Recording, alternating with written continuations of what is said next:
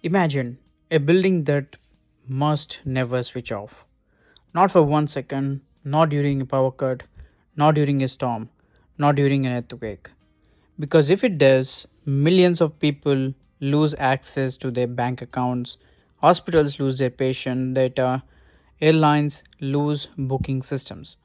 That building is a data center, and as MEP and civil engineers, we are responsible for designing and building systems that guarantee 99.9999% uptime.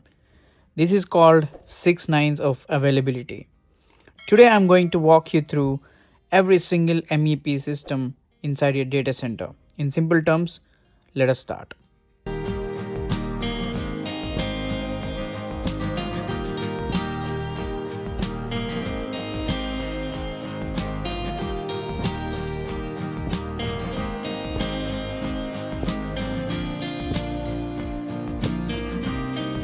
The E in MEP stands for electrical, and in a data center, electrical systems are everything. Data centers have what is called an N plus 1 or 2N redundancy systems. This means for every critical electrical equipment or component, there is a backup, always. The power flow goes like this: grid power comes in from the utility, it goes through a main transformer, then to medium voltage switchgear, then to UPS, that is uninterrupted power supply, then to power distribution units, that is PDUs, and finally to the server racks. But what if the grid fails? That is where diesel generators comes in. A large data center in India may have 10 to 20 generators, each capable of running for 40 hours on a full tank.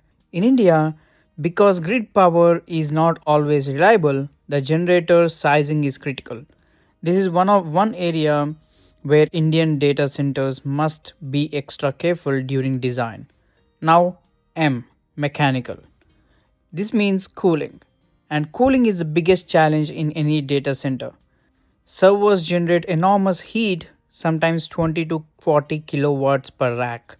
Multiply that by 500 racks in a large data center. You're looking at 10 to 20 megawatt of heat that must be removed. The most common cooling method in India is crack and craw units, that is, computer room air conditioning and computer room air handlers. Cold air flows under the raised floors, raises through server racks, removes heat, and return to the cooling unit. But modern data centers are moving to more efficient systems, chilled water systems with cooling towers on the roof, and some data centers are even using liquid cooling, where water runs directly next to the servers. The key metric here is PUE, that means power usage effectiveness. A PUE of 1 is perfect. All power goes to the IT equipment. A PUE of 2 means equal power is used for cooling as well as for the rack or IT equipment. So, best data centers today achieve PUE of 1.1 to 1.3. Next, P in MEP stands for plumbing. In data center, this include two systems. One, chilled water piping. This is the backbone of cooling system. Insulated pipes carry chilled water from the centralized chillers to all cooling units across the building. Second, fire suppression. This is critical. Water cannot be used near servers. So data centers use clean agent systems. In India, FM200 and Novec 1230 are most common. When a fire is detected, gas is released. That suppresses the fire without damaging any electronic equipment. The detection system is also very advanced, like VESDA, very early smoke detection apparatus. It can detect smoke particles in the air before a visible fire even starts.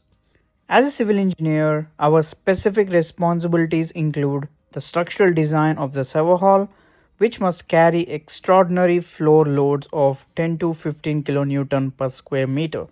Raised flooring system sit on the pedestals 300 to 600 mm above the structural slab. Cable management, power, and cooling all run in this underfloor space. The building envelope must be thermally insulated to prevent heat ingress. Roof systems, facade, and vapor barriers are critical to maintaining controlled internal conditions. And seismic design.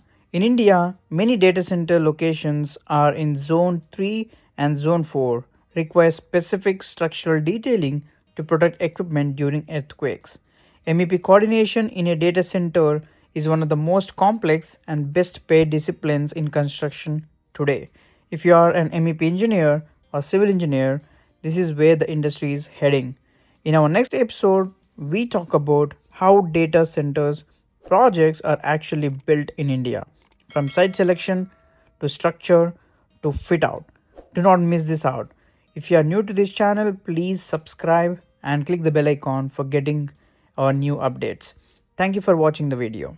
See you in the next one.